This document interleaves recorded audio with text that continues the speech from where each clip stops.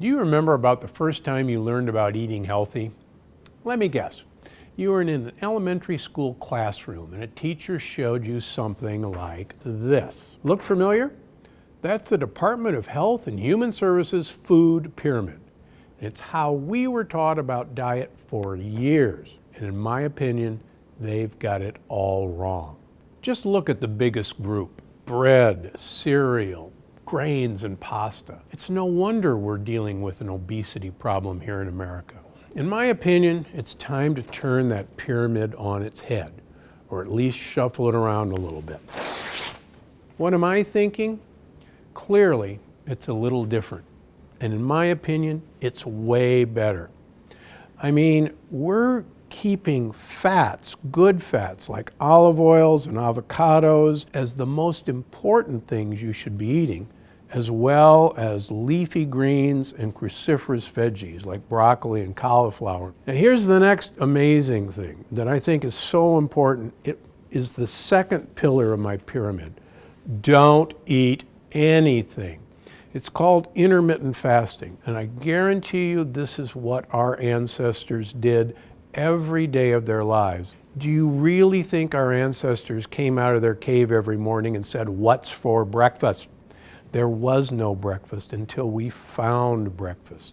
Skip a meal, one of the keys to this pyramid. Now, the middle part of the pyramid contains nuts, not legumes, not peanuts and cashews, flour alternatives that are approved like coconut flour, like almond flour, and two grains that don't have lectins, sorghum and millet. Resistant starches such as green bananas or plantains. These two groups feed friendly bacteria.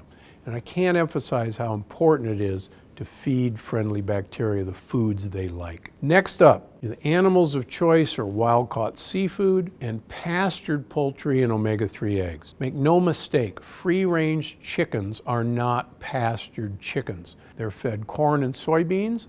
Even if it says organic, it's organic corn and soybeans, and they're never let outside.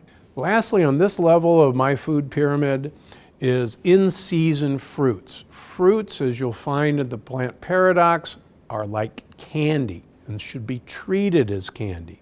They should only be eaten in season. The next to the highest level is Southern European cow's milk, goat, and sheep and buffalo milk dairy. These have casein A2, which is a safe protein to use, but this should be in limited quantities. The same goes for grass-fed and pasture-fed cows, sheep, and pigs. These should be very limited because they contain a sugar that you're going to learn about in the plant paradox that actually causes heart disease and causes cancer. Finally, you can enjoy red wine, champagne, or dark spirits a few times a week, but it should not be an everyday event. Now, the most important part of this period is this large rectangle that sits on the bottom. And these are the foods that you want to avoid. These are the major causes of your obesity and your brain fog, your acne, and your weight gain. The important things to realize is that great fats and great leafy vegetables should be the cornerstone of all of our diets.